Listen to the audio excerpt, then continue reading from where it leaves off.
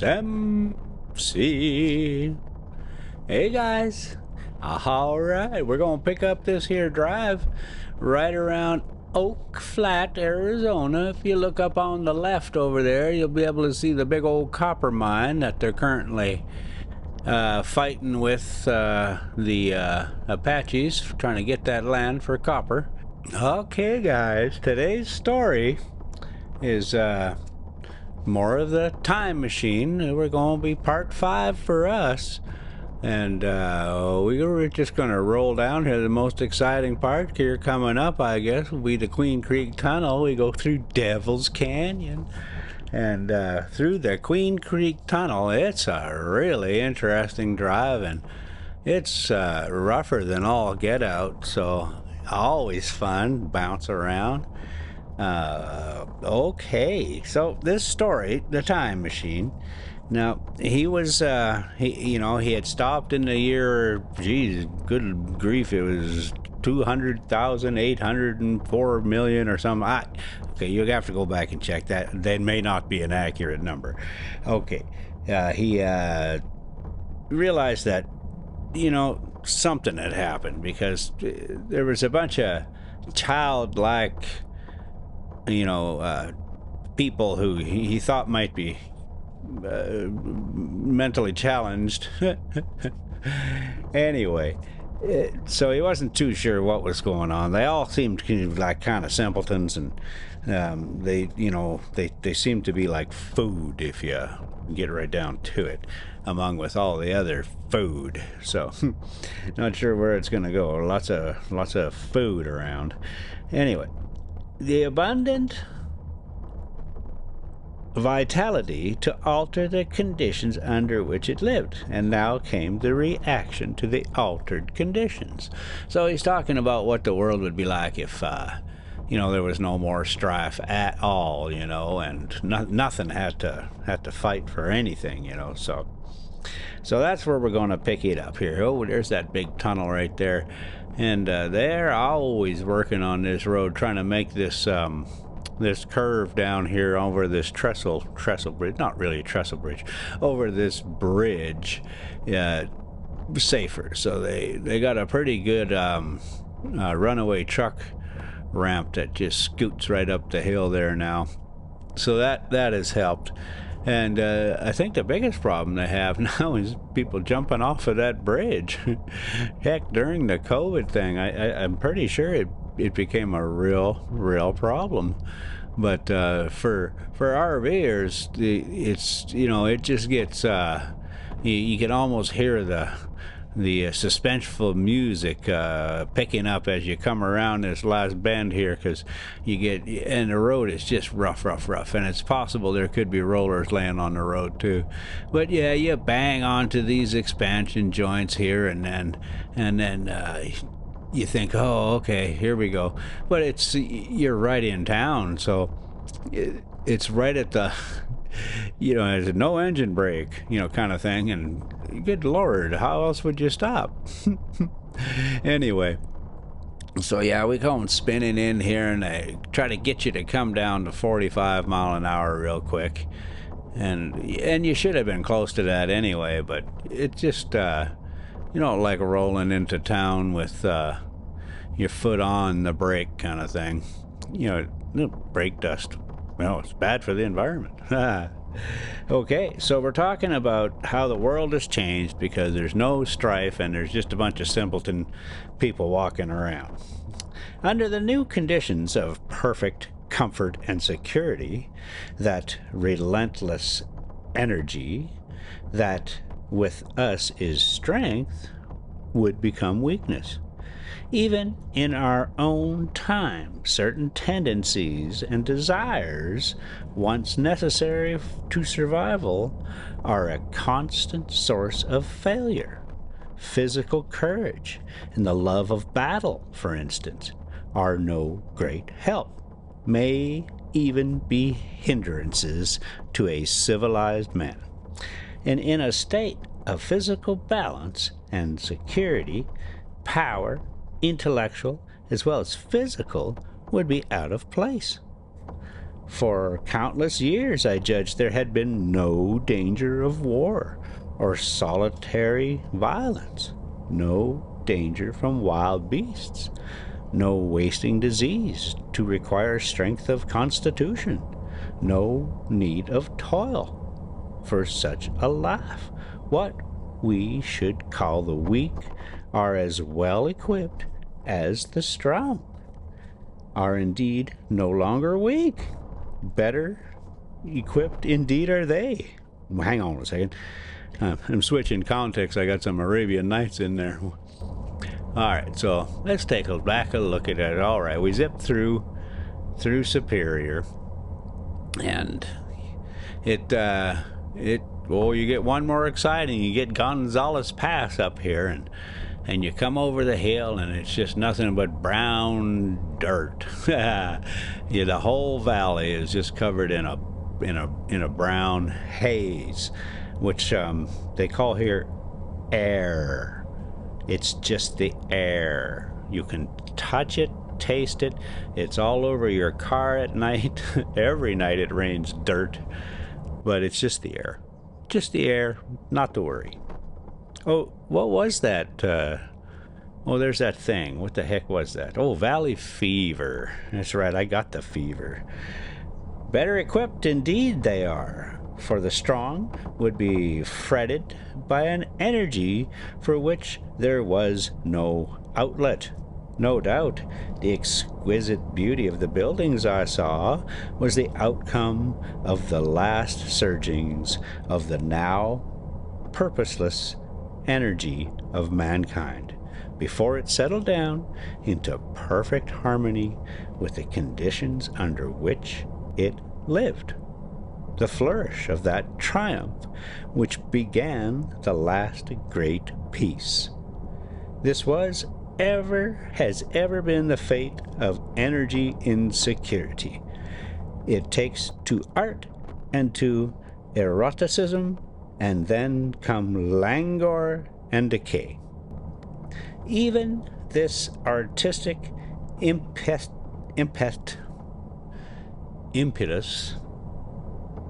would at last die away, had almost died in the time I saw, to adorn themselves with flowers, to dance, to sing in the sunlight. So much was left of the artistic spirit, and no more. Even that would fade in the end into a contented inactivity. Y'all ever see a Wall-E? Kind of like that. We are kept keen on the grindstone of pain, necessity, and it seemed to me that here was that hateful grindstone broken at last. As I stood there in the gathering dark, I thought that in this simple explanation I had mastered the problem of the world, mastered the whole secret of these delicious people. Possibly the checks they had devised for the increase of population had succeeded too well, and their numbers had rather diminished than kept stationary. That would account for the abandoned ruins. Very simple was my explanation, and plausible enough, as most wrong theories are. Ooh-wee. All right, now we got chapter 5. That was just chapter 4. I don't know what part was we on. We was on chapter 5 or something. Let's just make it super confusing and say, hey, yeah, we're on chapter 4, part 5, section B. There we go, guys. Let's take a look at this trip here. And I just realized we just went past the Arboretum there, and I go there quite often, not to the Arboretum, but down this section of the 60. I go to the Arboretum turnoff, and I'll turn around and go back up the hill, Gonzales Pass, and back into AJ. And now when I say I do that, I mean I do that when we're not using Ronnie for a while, so I don't let her sit for more than 2, maybe 3 weeks at a time. you spend your money one way or the other on repairs or diesel or whatever. You just, for me, I kind of like to be sure the thing is ready to go whenever I want to use it. So in order for that to be, you got to use it. So every couple of weeks, I will take it out for a spin over to the Arboretum and back. It gives me a hail, and everything gets up to good temperature, and all the wheel seals and all of that stuff get all nicely lubricated, and you can always check again then for leaks and stuff, and you're not likely to get a surprise. And then once a month or so, I'll run the generator. If it's the summertime, you run it every time you drive because you need the air conditioner on the house because it's hot. But yeah, I'll use the generator and the Oasis system will fire it up and get some hot water going and make sure that stuff works. And then just every once in a while, make sure you just try to keep a log or something for what you're doing on that RV, because you really should, if, again, like I say, if when you go to use it and you want it to be able to be used, instead of, oh, okay, we'll have to fix that when I get to camp kind of thing. So, you should be going around and checking the switches, turning all the switches on and off, because here in the desert, it's really, really hot, and plastic and stuff like that just doesn't work so well, and the quality of componentry that the RV industry uses would allow things to fail quite easily. I find that with regular use, things will last longer, or if they do break, you will certainly know about it because you're using it. Anyway, that's my whole bit about this section of the road. And you know what? I kind of like driving it. Every time you get more miles in it, you get, more familiar with it, and you certainly... The wife and I have a contest all the time, because it's like, okay, is that normal? Is that a beep, 2 flashes and a beep beep? Or, RVs are just full of flashing lights and beeps and tiny little text that you can't read. And fortunately with Ronnie, we got her before they went crazy with all them touch screens and all that madness. Like we have actual light switches and individual screens kind of thing, monitor panels, I guess we want to call them. But those touch screens, good grief, I can't wait for that to end. That is just dumb. And then in the desert heat here, what do? Keep an arm load of those things around just in case? Okay, we've gone far enough down that road. Okay, so that was the top of Gonzales Pass right there, and we look off into the valley as we come around here, and it's like, oh boy, I gotta breathe that air. Yeah, you betcha. It's just air. It's just the air. It's no big deal. All right, here we go. Chapter 5. The Time Machine. Chapter 5. As I stood there, musing over this too perfect triumph of man, the full moon, yellow and gibbous, came up out of an overflow of silver light in the northeast. The bright little figures ceased to move about below. A noiseless owl flitted by, and I shivered with chill of the night. I determined to descend and find where I could sleep. I looked for the building I knew. Then my eye traveled along to the figure of the white sphinx upon the pedestal of bronze.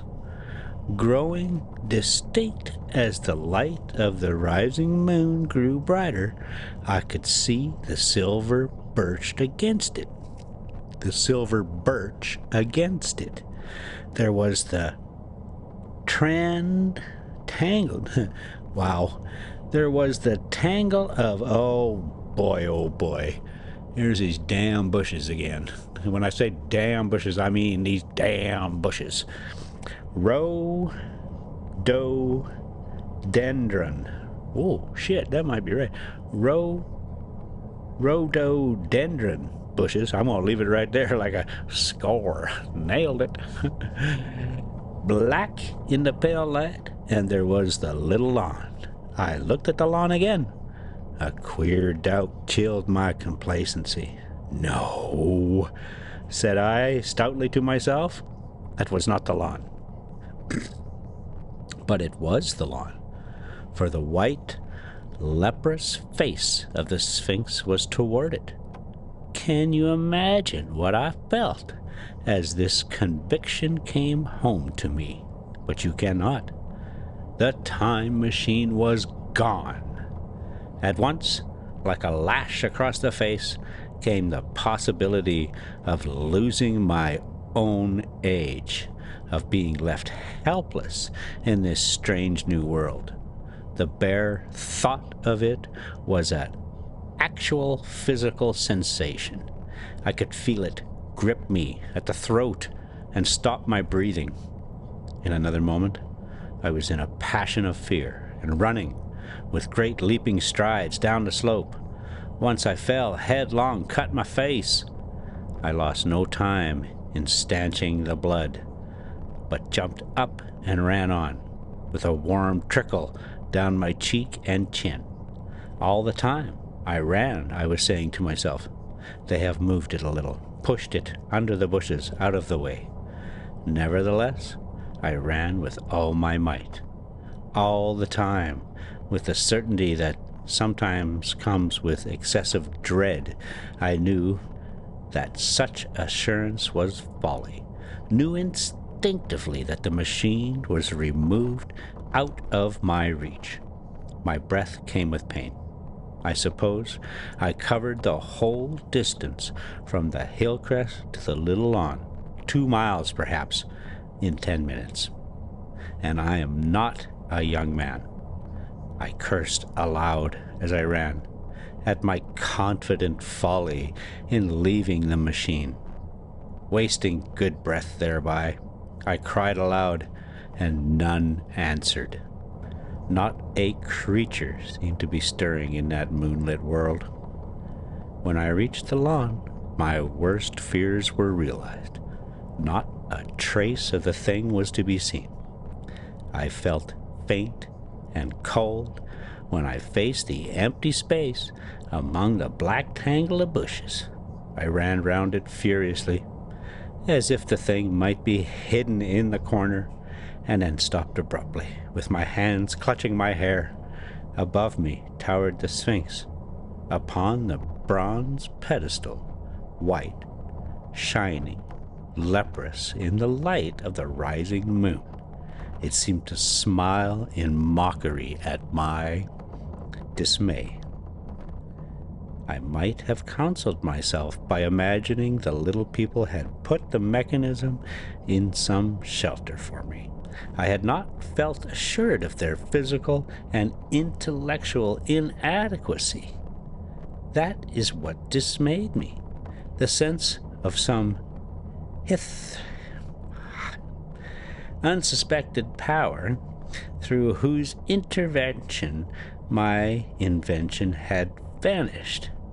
Yet, of one thing I felt assured: unless some other age had produced its exact duplicate, the machine could not have moved in time. The attachment of the levers, I will show you the method later, prevented anyone from tampering with it in that way when they were removed. It had moved.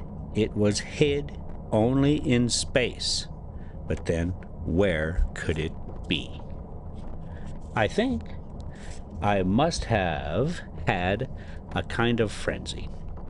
I remember running violently in and out among the moonlit bushes all around the Sphinx, and startling some white animal that, in the dim light, I took for a small deer. I remember, too, late that night, beating the bushes with my clenched fists till my knuckles were gashed and bleeding from the broken twigs. Then, sobbing and raving in my anguish of mind, I went down to the great building of stone. The big hall was dark, silent, and deserted. I slipped on the uneven floor and fell over one of the malachite tables, almost breaking my skin. I lit a match and went on past the dusty curtains, of which I have told you. That must be the hung with brown. Yeah, there we are, just rolling across, trying to get into Apache Junction. We go through Gold Canyon. You can see the Superstition Mountains over to the right over there. That Gold Canyon, oh boy, it sure has grown. Grown. All right. Dusty curtains, of which I have told you. There, I found a second great hall covered with cushions, upon which perhaps a score or so of the little people were sleeping. I have no doubt they found my second appearance strange enough, coming suddenly out of the quiet darkness with inarticulate noises and the splutter and flare of a match, for they had forgot 10 about matches. Where is my time machine? I began, bawling like an angry child, laying hands upon them and shaking them up together. It must have been very queer to them. Some laughed. Most of them looked sorely frightened. When I saw them standing around me, it came into my head that I was doing as foolish a thing as it was possible for me to do under the circumstances, in trying to revive the sensation of fear. For reasoning from their daylight behavior, I thought that fear must be forgotten. Abruptly, I dashed down the match, and, knocking one of the people over in my course, went blundering across the big dining hall again, out under the moonlight. I heard cries of terror, and their little feet running and stumbling this way and that. I do not remember all I did as the moon crept up the sky. I suppose it was the unexpected nature of my loss that maddened me. I felt hopelessly cut off from my own kind, a strange animal in an unknown world. I must have raved to and fro, screaming and crying upon God and fate. I have a memory of horrible fatigue, as the long night of despair wore away, of looking in this impossible place and that, of groping among moonlit ruins and touching strange creatures in the black shadows. At last, of lying on the ground near the Sphinx and weeping with absolute wretchedness.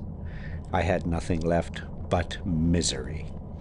Then I slept, and when I woke again, it was full day, and a couple of sparrows were hopping around me on the turf within reach of my arm. I sat up in the freshness of the morning, trying to remember how I got there and why I had such a profound sense of desertion and despair. Then things came clear in my mind. With the plain, reasonable daylight, I could look my circumstances fairly in the face. I saw the wild folly of my frenzy overnight, and I could reason with myself. Suppose the worst, I said. Suppose the machine altogether lost, perhaps destroyed. It behoves me to be calm and patient, to learn the way of the people, to get a clear idea of the method of my loss and the means of getting materials and tools, so that in the end, perhaps, I may make another. That would be my only hope. A poor hope, perhaps, but better than despair. And, after all, it was a beautiful and curious world. Yeah, all right, the Renaissance Festival. Now that thing's always right over on the left here. Whenever that thing's going on, you just don't even bother. Just don't even bother. You'll never, if you're going to go to that thing, take a motorcycle, because they route you right up to the front. You can park right up front. You don't have to wait in line or nothing. I don't know why. I think it's the horses thing. If you got a horse, they let you do that too. But Iron Horse, that's the way. All right. It was a beautiful and curious world. But perhaps the machine had only been taken away. Still, I must be calm and patient, finding its hiding place and recover it by force or cunning. And with that, I scrambled to my feet and looked about me, wondering where I could bathe. I felt weary, stiff, and travel-soiled. The freshness of the morning made me desire an equal freshness. I had exhausted my emotion. Indeed, as I went about my business, I found myself wondering at my intense excitement overnight. I made a careful examination of the ground about the little lawn. I wasted some time in a futile questioning, conveyed as well as I was able to such of the little people as came by. They all failed to understand my gestures. Some were simply stolid. Some thought it was a jest and laughed at me. I had the hardest task in the world to keep my hands off their pretty, laughing faces. It was a foolish impulse, but the devil begotten of fear and blind anger was ill-curbed and still eager to take advantage of my perplexity. The turf gave better counsel. I found a groove ripped in it, about midway between the pedestal of the Sphinx and the marks of my feet were on arrival. I had struggled with the overturned machine. There were other signs of removal about, with queer, narrow footprints, like those I could imagine made by a sloth. This directed my closer attention to the pedestal. It was, as I think I have said, of bronze. It was not a mere block, but highly decorated with deep framed panels on either side. I went and rapped at these. The pedestal was hollow. Examining the panels with care, I found them discontinuous with their frames. There was no handles or keyholes, but possibly the panels, if they were doors, as I supposed, opened from within. One thing was clear enough in my mind. It took no great mental effort to infer that my time machine was inside that pedestal, but how it got there was a different problem. Oh, let's take a look at this road. Where are we at? I know we're getting closer. It still looks like the middle of nowhere, but I know we came to a stop. Oh yeah, we're getting right into Gold Canyon there now. You can feel your hair turning blue already. There you go. Okay, exhausted my emotion. No. Oh, made by a sloth. Oh, yeah. But how it got there, inside the pedestal, was a different problem. I saw the heads of two orange-clad people coming through the bushes and under some blossom-covered apple trees towards me. I turned, smiling to them, and beckoned them to me. They came, and then, pointing to the bronze pedestal, I tried to intimate my wish to open it. But at my first gesture towards this, they behaved very oddly. I don't know how to convey their expression to you. I suppose you were to use a grossly improper gesture to a delicate-minded woman is how she would look. They went off, as if they had received the last possible insult. I tried a sweet-looking little chap in white next, with exactly the same result. Somehow, his manner made me feel ashamed of myself. But as you know, I wanted the time machine, and I tried him once more. As he turned off, like the others, my temper got the better of me. In 3 strides, I was after him, had him by the loose part of his robe around the neck, and began dragging him towards the Sphinx. Then I saw the horror and repugnance of his face, and all of a sudden I let him go. But I was not beaten yet. I banged with my fist at the bronze panels. I thought I heard something stir inside. To be explicit, I thought I heard a sound like a chuckle, but I must have been mistaken. Then I got a big pebble from the river and came and hammered it till I flattened a coil in the decorations, and the verdigris came off in powdery flakes. The delicate little people must have heard me hammering in gusty outbreaks a mile away on either hand, but nothing came of it. I saw a crowd of them upon the slopes. Oh, yeah. We and AJ, all right. Oh, sorry. No, not AJ. We're in Gold Canyon. And, yeah, it's way more exclusive than AJ. I mean, come on. Apache Junction. Get real. Looking furtively at me. At last, hot and tired, I sat down to watch the place. But I was too restless to watch long. I am too occidental for a long vigil. I could work at a problem for years, but to wait inactive for 24 hours, that's another matter. I got up after a time and began walking aimlessly through the bushes towards the hill again. Patience, said I to myself. If you want your time machine again, you must leave that Sphinx alone. If they mean to take your machine away, it's little good you're wrecking their bronze panels. And if they don't, you will get it back as soon as you can ask for it.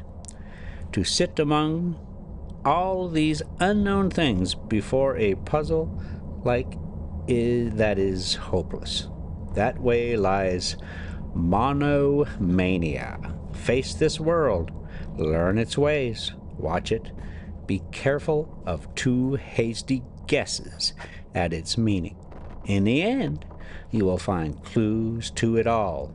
Then suddenly, the humor of the situation came into my mind. The thought of the years I had spent in study and toil to get into the future age, and now my passion of anxiety to get out of it. I had made myself the most complicated and most hopeless trap that ever a man devised. Although it was at my own expense, I could not help myself. I laughed aloud. Going through the big palace, it seemed to me that the little people avoided me. It may have been my fancy, or it may have had something to do with my hammering at the gates of bronze. Yet I felt tolerably sure of the avoidance. I was careful, however, to show no concern, and to abstain from any pursuit of them. And in the course of a day or two, things got back to the old footing. I made what progress I could in the language, and in addition, I pushed my explorations here and there. Either I missed some subtle point, or their language was excessively simple, almost exclusively composed of concrete substantives and verbs. There seemed to be few, if any, abstract terms, or little use of figurative language. Their sentences were simple, usually simple and of 2 words, and I failed to convey or understand any but the simplest propositions. I determined to put the thought of my time machine and the mystery of the bronze doors under the Sphinx as much as possible in a corner of memory, until my growing knowledge would lead me back to them in a natural way. Yet a certain feeling, you may understand, tethered me in a circle of a few miles round the point of my arrival. All right, that's enough for today. Thanks so much for coming along, guys. You can see that it's just so terribly exciting once you get into the valley there. All right, I promise it won't be a month before we get back to this one. Sem